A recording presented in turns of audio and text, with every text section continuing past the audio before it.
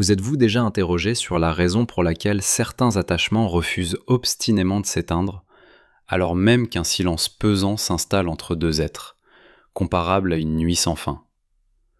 Pour quelles raisons certains liens résistent-ils aux kilomètres, aux années écoulées et aux interrogations demeurées sans réponse?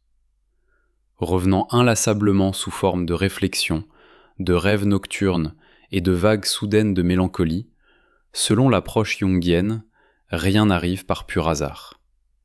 Le psychisme s'exprime à travers des symboles, tandis que l'inconscient insiste sur le fait qu'une affaire inachevée demeure active sous la surface de notre conscience. Un homme incapable de cesser de penser à votre personne ne se préoccupe pas simplement d'un individu quelconque. Il se confronte à une figure profondément ancrée dans les profondeurs de son inconscient. Carl Jung qualifiait cette expérience de rencontre avec l'anima, cet archétype féminin intérieur porteur d'émotions, d'intuition, de fragilité et de signification. Lorsqu'une femme éveille cet archétype, elle transcende le statut de simple chair et de souvenir ordinaire. Elle se transforme en un miroir réfléchissant. Or, les miroirs représentent un danger pour ceux qui ont passé leur existence à fuir toute introspection. Il revient constamment à vos pensées, parce que vous avez réveillé en lui quelque chose de non résolu. Il ne s'agit pas uniquement de désir, mais d'une forme de reconnaissance. Vous incarniez cette facette de lui-même qu'il n'avait pas encore intégrée consciemment. Une profondeur émotionnelle, une vérité, un courage, une présence authentique. L'inconscient ne laisse jamais s'effacer ce que l'ego tente de réprimer. Au contraire, il répète le symbole jusqu'à ce que l'enseignement soit assimilé. Vous êtes devenu ce symbole. De l'extérieur, cela peut sembler dépourvu de logique. Pourquoi s'attarder sur quelqu'un qui n'est plus présent? Pourquoi faire défiler mentalement des instants révolus? Mais d'un point de vue psychologique, cette répétition témoigne d'un conflit intérieur. Sa conscience peut aspirer au contrôle, à la certitude, à la domination. Toutefois, son inconscient est attiré par ce qui remet en question ses illusions. Vous ne vous êtes pas plié à ses attentes. Vous n'avez pas manœuvré pour être choisi. Par conséquent, vous avez perturbé l'équilibre fragile de son ego. C'est précisément à ce moment qu'intervient le travail sur l'ombre personnelle. Jung enseignait que tout ce que nous refusons d'affronter en nous-mêmes se projette sur autrui. Votre indépendance, votre retenue émotionnelle, votre refus de poursuivre quoi que ce soit. Ces qualités l'ont forcé à se confronter à leur absence en lui. Au lieu de se sentir fort, il s'est senti vulnérable. Or, l'ombre n'apprécie guère la vulnérabilité. Elle y réagit par l'obsession, la confusion et la nostalgie. Peut-être l'avez-vous remarqué sans pleinement le comprendre. Un message envoyé trop tardivement. Un retour après une période d'éloignement.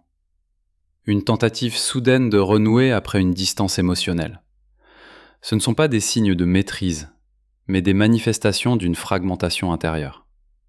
La psyché, lorsqu'elle se sent menacée par l'évolution, tente souvent de récupérer ce qui l'a provoqué, croyant que la possession rétablira l'équilibre. Mais la possession ne guérira jamais l'ombre.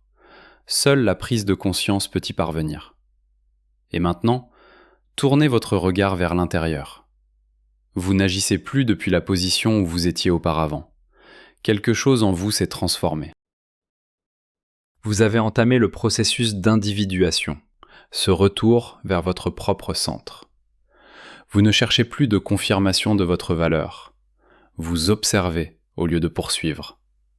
Et lorsqu'une femme accède à cet état, elle devient psychologiquement déstabilisante pour ceux qui s'appuient sur un pouvoir extérieur pour façonner leur identité. Ici résonne discrètement un écho de la philosophie stoïcienne. Marc Aurèle mettait en garde contre le fait que l'attachement à ce qui se trouve hors du moi conduit à la souffrance. Pourtant, beaucoup d'individus sont conditionnés à bâtir leur personnalité à travers la conquête, l'assurance et la maîtrise. Lorsque vous vous retirez de cette dynamique, vous supprimez la substance addictive. Il ne reste alors que le manque. Ce manque se manifeste comme une aspiration à soi-même, mais en réalité, c'est l'absence de distraction vis-à-vis de soi. Vous pourriez être tenté d'interpréter son obsession comme une responsabilité, comme si vous aviez l'obligation d'apporter de la clarté, de mettre un terme définitif ou de le réconforter. Mais c'est précisément là que votre puissance doit demeurer intacte. Sénèque écrivait que la véritable force ne réside pas dans la réaction, mais dans la retenue. Votre silence n'est pas de la cruauté, c'est de la contention. Il permet à la psyché, la vôtre comme la sienne, de révéler ce qui est authentique. Il pense à vous parce que vous n'avez pas cédé aux attentes, parce que vous n'avez pas commencé à faire des compromis sur votre valeur, parce que vous avez incarné quelque chose de rare, l'indépendance émotionnelle. Or, l'indépendance émotionnelle force la confrontation. Certains en tirent profit, d'autres restent prisonniers de ruminations constantes. Le choix entre évolution et stagnation ne vous appartient pas. Votre rôle n'a jamais été de le sauver. Votre tâche était d'éveiller ce qu'il avait enfoui. Et désormais, l'inconscient poursuit son travail, à travers les rêves, à travers les souvenirs, à travers les pensées obsédantes. Vous demeurez inébranlable. Écrivez dans les commentaires le mot « symbole » si vous ressentez ce travail intérieur. Vous restez en harmonie avec vous-même. Ce n'est plus vous qui êtes plongé dans les pensées. Vous êtes celle à qui l'on pense. Et c'est toute la différence. La fixation s'intensifie non pas à cause d'un amour dans sa forme mature, mais parce que la psyché résiste aux affaires inachevées. Ce qui persiste dans sa conscience n'est pas le désir de vous posséder, mais l'inconfort d'avoir été vu, d'avoir été perçu au-delà du jeu, au-delà du rôle, au-delà de l'armure masculine. Jung observait que lorsque l'inconscient s'active, il ne négocie pas poliment, il envahit, il se répète, il exige de l'attention jusqu'à ce que l'intégration se produise ou que l'effondrement commence. Il se souvient de vous par fragments de mémoire, pas toujours votre visage, mais la manière dont vous vous teniez, la façon dont vous ne vous empressiez pas de combler le silence, comment votre présence ne quémandait pas d'approbation. Ces détails le hantent, parce qu'ils démolissent le récit qu'il se raconte à lui-même concernant le pouvoir. Son ego a appris précocement que le contrôle équivaut à la sécurité. Mais vous lui avez révélé une autre vérité. Le calme ne signifie pas soumission, et la présence ne signifie pas supplication. Dans son univers intérieur se déroule une guerre silencieuse. Une partie de lui veut vous écarter, considérant cela comme une coïncidence, un concours de circonstances ou une fantaisie. L'autre partie sait mieux. Cette partie comprend que quelque chose de réel a été touché, quelque chose de plus ancien que la logique, l'anima. Une fois activée, elle ne recule pas facilement. Elle devient une voix intérieure qui pose des questions qu'il ne peut faire taire. Pourquoi ne l'a-t-elle pas poursuivie ? Pourquoi son absence se ressent-elle plus lourdement que sa présence ? Pourquoi le contrôle échoue-t-il là où l'authenticité reste inébranlable ? Pendant ce temps, vous avez migré vers une position psychologique entièrement différente. Vous n'attendez plus que l'on vous donne du sens. Vous vous donnez du sens à vous-même. C'est ici que la dynamique change véritablement. Quand une femme abandonne le travail émotionnel, la projection s'effondre. L'homme reste seul avec son ombre, et cette ombre devient très visible. Voilà pourquoi ces pensées reviennent de manière cyclique. La rumination est une tentative du mental de résoudre ce que l'ego ne peut admettre. Il peut s'imaginer des conversations, des fins alternatives, des moments où il récupère son autorité. Mais chaque révision mentale échoue, parce que l'essence du problème ne résidait pas dans le résultat, mais dans la confrontation. Vous l'avez forcé à se confronter à l'écart entre qui il est et qui il prétend être. Épictète avertissait que la souffrance débute au moment où l'on cherche la paix hors de soi. Il cherche la paix à travers le souvenir de vous, parce qu'il ne l'a pas cultivée en lui-même. Et pourtant, la mémoire n'offre aucun refuge. Elle ne fait qu'amplifier l'absence. Ce n'est pas de la romance, c'est une traction psychologique. Parfois, vous pouvez ressentir cette attraction. Une pensée soudaine à son sujet, alors que vous êtes par ailleurs sereine, cela ne signifie pas que vous régressez. Cela signifie que le lien existait à un niveau inconscient, où l'énergie ne se dissout pas simplement parce que le contact cesse. Mais remarquez la différence. Vos pensées ne spiralent pas. Elles traversent la conscience sans la consumer. C'est de la régulation.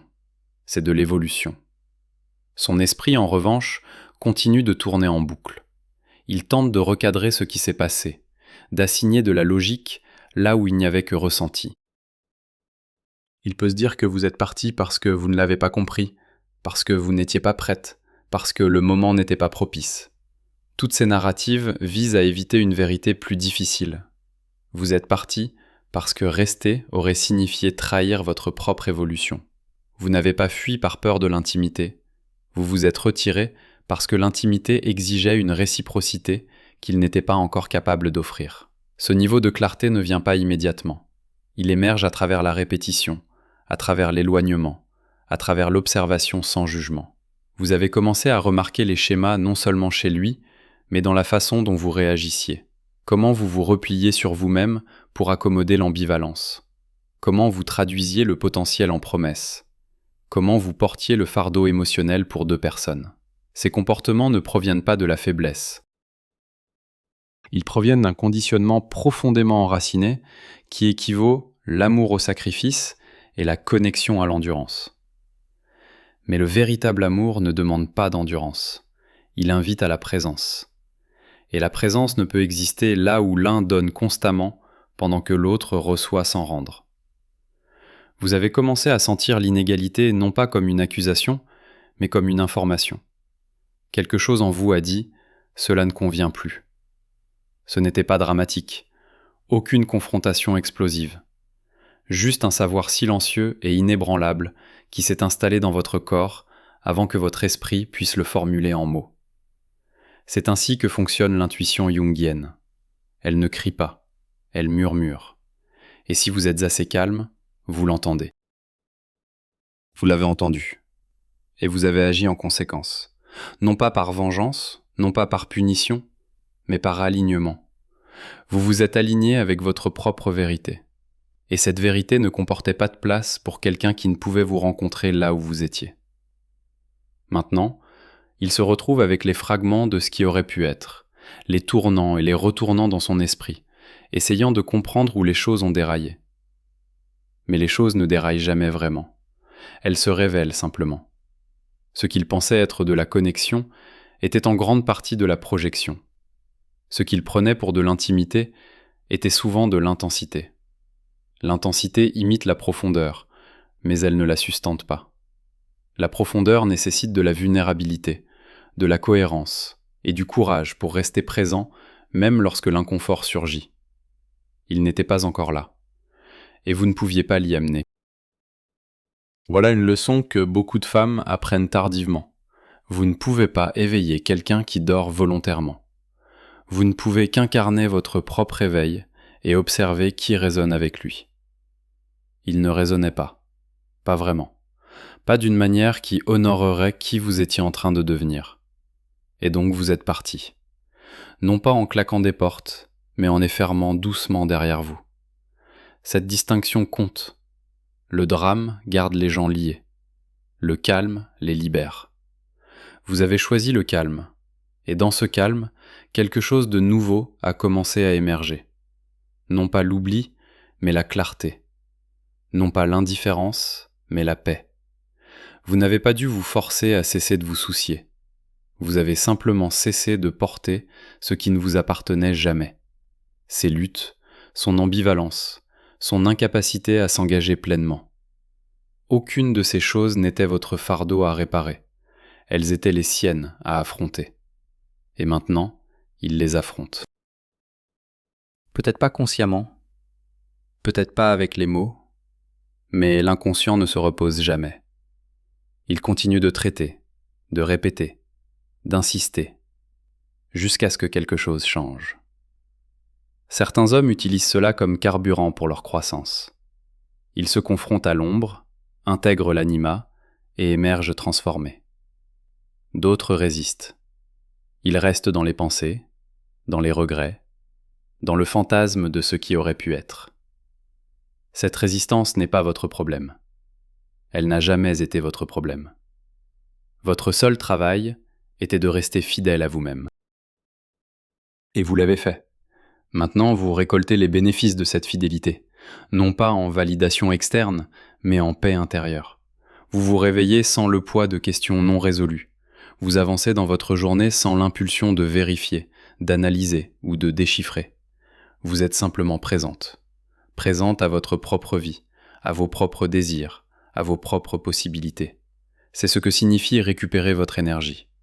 Non pas la retirer avec colère, mais la rediriger avec intention. L'énergie que vous investissiez autrefois dans la compréhension de ces schémas sert maintenant votre propre création. Peut-être que vous écrivez davantage, peut-être que vous créez davantage, peut-être que vous vous connectez plus profondément avec ceux qui peuvent réellement vous voir. Quoi qu'il en soit, c'est le vôtre. Et être vôtre signifie qu'il nourrit quelque chose de réel, quelque chose de durable, quelque chose d'aligné. Il pense encore à vous parce que vous représentez quelque chose qu'il n'a pas encore incarné. Mais sa pensée ne vous définit pas. Elle révèle simplement où il en est dans son propre voyage. Pendant ce temps, votre voyage continue. Non pas en réaction à lui, mais en réponse à vous-même. C'est la liberté. Non pas l'absence de connexion, mais l'absence d'attachement à des résultats qui ne vous servent pas. Vous n'avez plus besoin qu'il reconnaisse ce qui s'est passé. Vous n'avez plus besoin qu'il s'excuse, qu'il change ou qu'il revienne. Vous avez seulement besoin de continuer à avancer, guidé par votre propre clarté intérieure. Et cette clarté est désormais inébranlable. Elle ne vacille pas quand il traverse votre esprit. Elle ne chancelle pas quand vous voyez quelque chose qui vous rappelle lui. Elle reste stable, ancrée, ferme. C'est le signe que l'intégration est complète. Le symbole a rempli son rôle. L'archétype a livré sa leçon. Vous n'êtes plus enchevêtré dans les courants de son inconscient. Vous avez émergé avec quelque chose de précieux, vous-même. Et ce soi n'a plus besoin de validation externe pour savoir qu'il est entier. Il sait simplement. Il sait parce qu'il a traversé le feu de la transformation et en est sorti non pas brisé, mais raffiné. Non pas diminué, mais élargi. Non pas perdu, mais trouvé. Voilà ce que signifie vraiment se retrouver après une connexion qui vous a changé. Vous ne revenez pas à qui vous étiez. Vous émergez en tant que qui vous êtes devenu. Et qui vous êtes devenu est quelqu'un qui ne se contente plus de moins. Quelqu'un qui ne s'excuse plus pour avoir des standards. Quelqu'un qui ne se replie plus pour tenir dans des espaces qui ne l'honorent pas. Vous occupez maintenant votre espace pleinement. Non pas de manière agressive, mais avec assurance. Non pas de manière défensive, mais avec clarté. Et cet espace que vous occupez change tout. Il change le type de personne qui entre dans votre vie. Il change le type de conversation que vous avez. Il change le type d'amour que vous attirez. Parce que maintenant, vous n'attirez plus à partir du manque. Vous attirez à partir de la plénitude. Et la plénitude reconnaît la plénitude. Elle n'a pas besoin de convaincre, de poursuivre ou de prouver. Elle reconnaît simplement ce qui résonne et permet à ce qui ne résonne pas de passer. Il pense encore à vous. Mais vous n'attendez plus. Vous ne vous demandez plus. Vous ne vous languissez plus. Vous vivez. Pleinement, profondément, authentiquement. Et c'est tout ce qui compte. Le reste n'est que bruit. Et vous avez appris à écouter le silence. Dans ce silence, vous avez trouvé votre voix. Dans cette voix, vous avez trouvé votre pouvoir. Dans ce pouvoir, vous avez trouvé votre paix. Et cette paix n'est négociable pour personne. Pas pour lui. Pas pour qui que ce soit. Ces récits sont des mécanismes de défense, non la vérité. L'inconscient ne répond pas aux histoires, mais aux symboles. Et vous demeurez un symbole de profondeur qu'il n'a pas encore incarné. Ce qui a changé, c'est votre relation au fait d'être ce symbole. Vous ne confondez plus influence avec obligation. Vous ne confondez plus résonance avec responsabilité. Cette distinction est décisive. Beaucoup de femmes restent psychologiquement emmêlées parce qu'elles croient que leur capacité à influencer quelqu'un implique la nécessité de rester accessible pour lui. L'influence ne requiert pas d'accessibilité, l'éveil ne requiert pas de sacrifice. Vous avez commencé à ressentir cela à un niveau corporel. La constriction dans la poitrine ne surgit plus lorsque vous pensez à lui. Le désir d'interpréter, de décoder s'est affaibli. Ce n'est pas de l'engourdissement, c'est de la régulation. Votre système nerveux a assimilé que la paix n'est pas abandon, mais harmonie. Du point de vue stoïcien, c'est le moment où la souveraineté intérieure revient. Marc Aurèle parlait du retour vers la citadelle intérieure, ce lieu non touché par le chaos extérieur. Vous avez construit cette citadelle non avec des murs, mais avec des limites, non par l'évitement, mais par le discernement. Vous ressentez tout pleinement, mais vous n'obéissez plus aux sentiments. Il perçoit ce changement, même s'il ne peut le formuler. Écrivez dans les commentaires le mot « force » si vous ressentez ce soutien intérieur. La psyché est accordée au détachement énergétique. Lorsqu'une personne devient psychologiquement indisponible, la projection s'intensifie brièvement, puis s'effondre. C'est souvent à ce moment que les pensées atteignent leur sommet, lorsque les souvenirs deviennent plus aigus, lorsque la nostalgie s'amplifie. C'est la dernière tentative du mental de restaurer l'ancienne dynamique. Rien ne retourne à la forme qui l'a dépassée. Vous n'êtes plus la femme qui attend la clarté d'autrui. Vous êtes la femme qui reconnaît la clarté lorsqu'elle vient de l'intérieur. C'est une mort silencieuse de l'ancien modèle comportemental, celui qui équivalait être choisi à avoir de la valeur.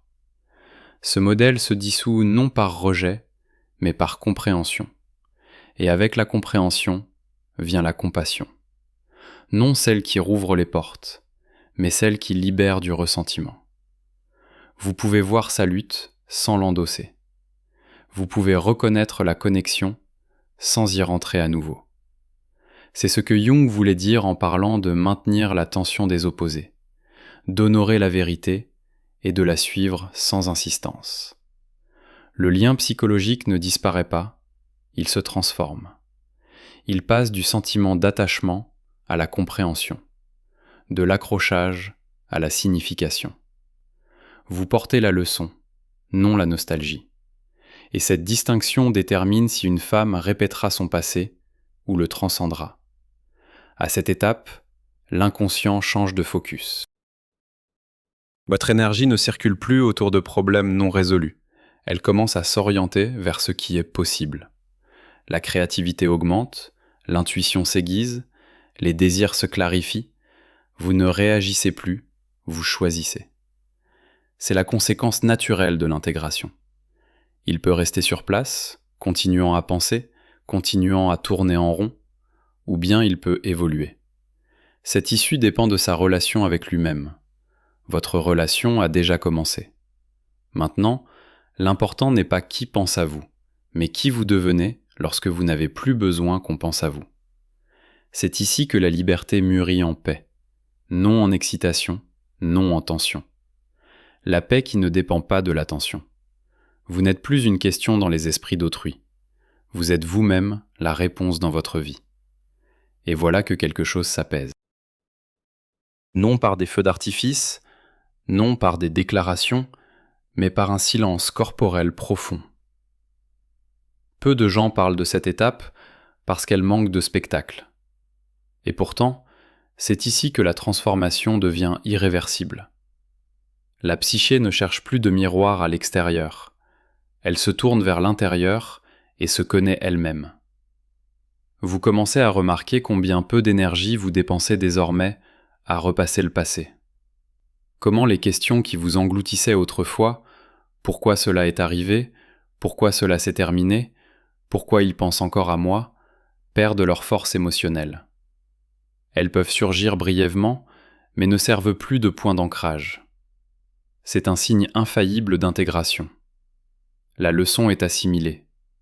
Le symbole a accompli sa tâche.